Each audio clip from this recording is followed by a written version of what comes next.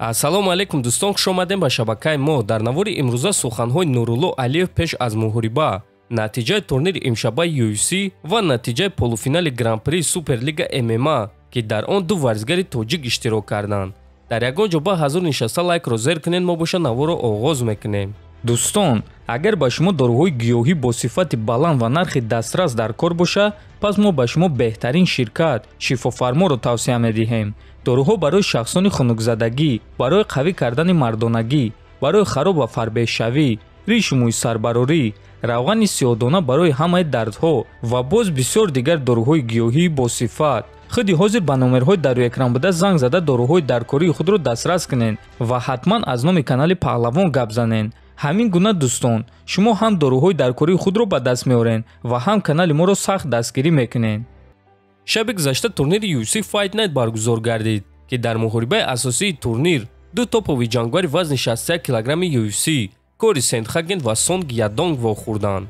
муҳорибаи 5 раунда буд ва 4 раунд ҷангваро баробар ҷангиданд, аммо ба ин нигоҳ нокарда панҷум раунд баргузор нагардид. Кори қоши Ядонгро бо зарбаи оринҷи даст чок кард ва табибон Ядонгро иҷозат надоданд ки ба панҷум раунд барояд. ҳамин тариқ Кори Сентхаген бо тариқи нокаути техникӣ ғалаба ба даст овард. мо Кори Сентхаген даста ва мухлисони ӯро табрик мекунем. баъди муҳориба Сентхаген ба Марлон Вера ва Мераб Двалашвили визв дода онҳоро ба муҳориба даъват кард. дӯстон, муҳорибаҳои асосии пурраи турнирро дар телеграм канали мо тамошо карда метавонед. ссилкаи телеграм дар описани видео.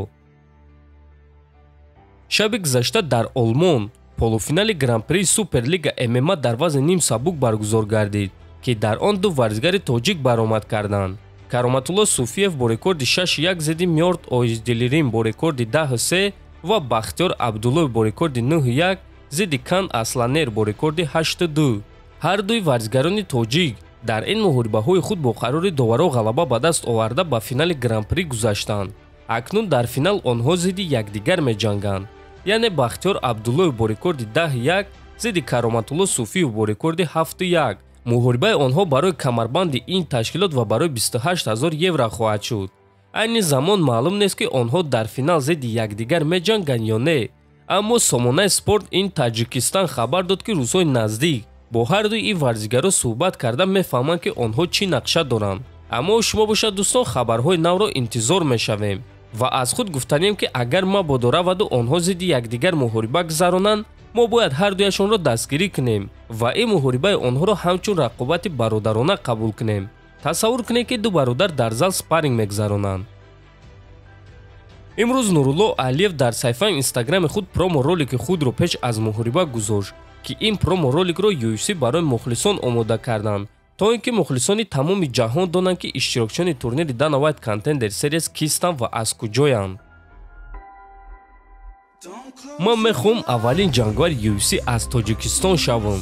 ин орзуи ман ва орзуи тамоми кишвар ва ҳамаи ҳамватанони ман аст. ман кӯшиш мекунам ки ҳамон шом соҳиби ин шартнома шавам.